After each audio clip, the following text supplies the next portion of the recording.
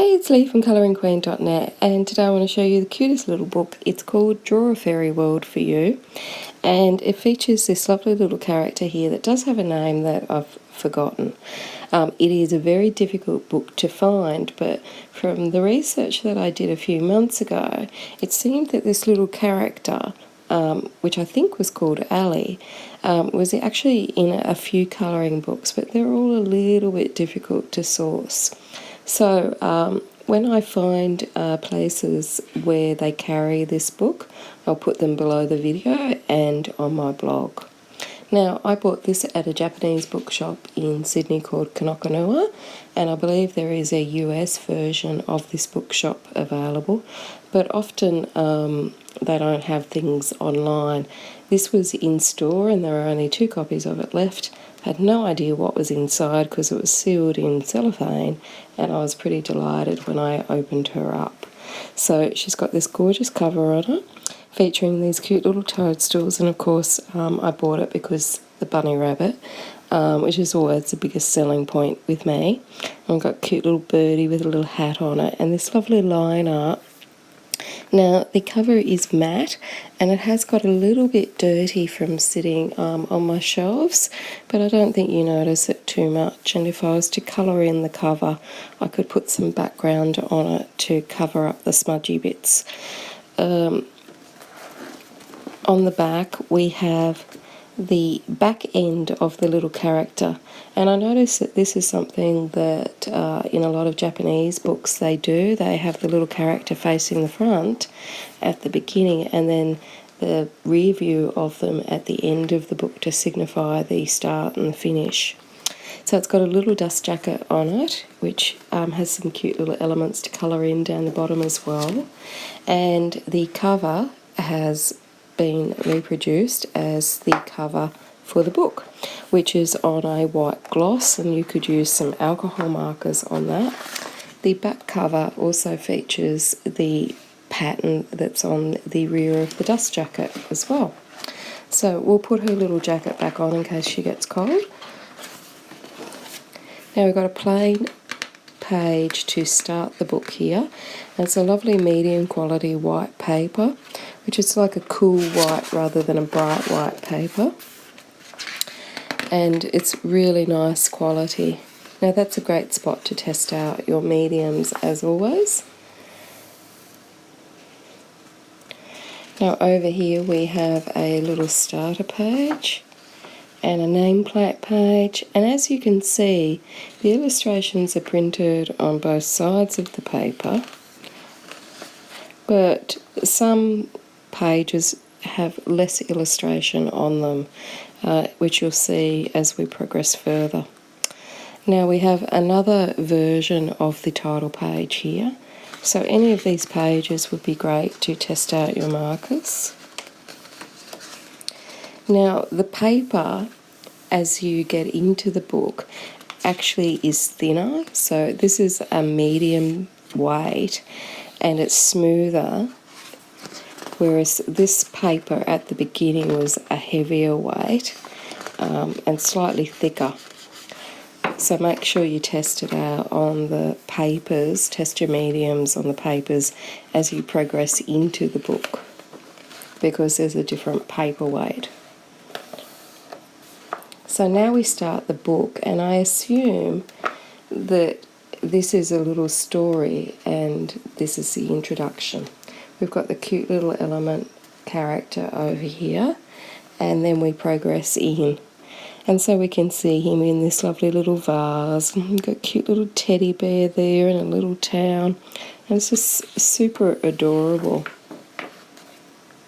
So we've got a few elements on this side with a bit of text, and then the main picture is over on this side, and that's the way that this book seems to work. It seems to feature just a little bit of illustration one side and then a bigger illustration on the other. And as I said, I presume that there is a story that's being told, because it's called Draw Your Own Fairy World, that there is some sort of fairy tale story here being told.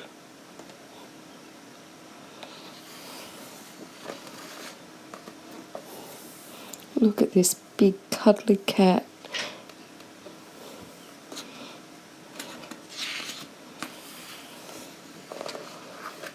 Now the illustrations are in a black line, and they do vary between a medium and a fine weight, and there are some of the line art that is darker, and some that is a different shade of black.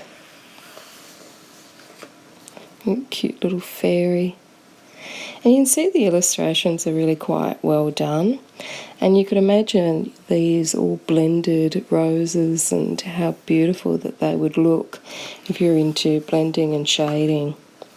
And if you're not into blending and shading so much, there's plenty of illustrations here that would just look adorable whether you colour them in solid colour, because they really are just so cute and just so very whimsical. So here we have the little character, and I think he's going to paint a picture of the bird with the little teddy bear and crown on top. So it's like a cutesy Hannah Carl's own. And of course we've got a bunny rabbit.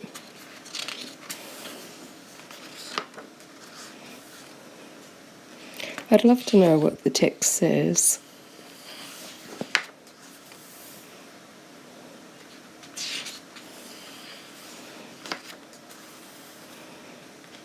We've got these lovely little ocean scenes, hot air balloons, which is always a favourite with colouring book artists.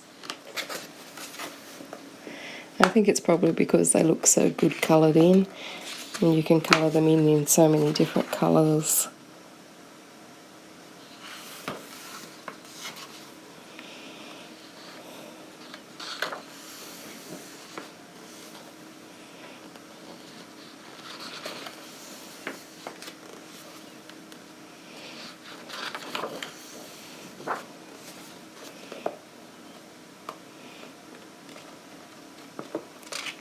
Some gorgeous Christmas type illustrations here. And look at this little critter asleep here with the little crown on. A mandala type illustration, or it could just be a pizza.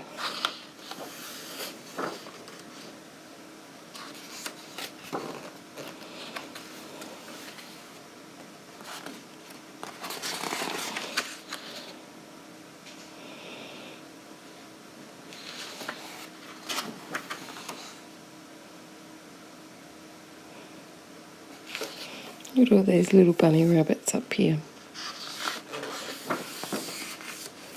Now some of the lines aren't as dark in all parts of the book, and to me that looks like they were hand-drawn rather than computer-generated, because when you're hand-drawing something you tend to change your line weight quite a bit, because it's hard to keep the same consistency from hand-drawn art.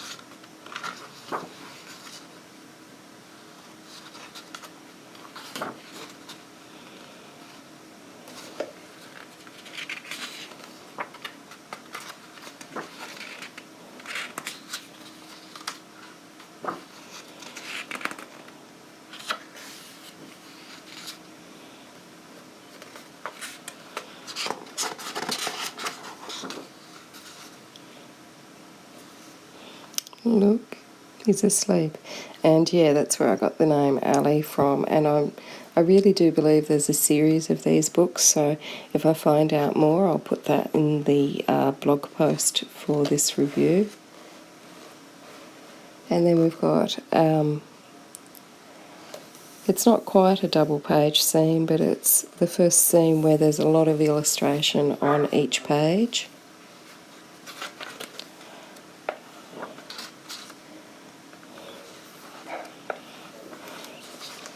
And this is a double page seam.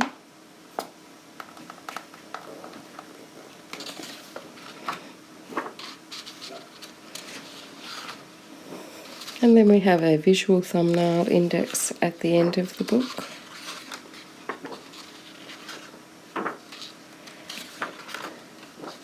And some painting techniques as well.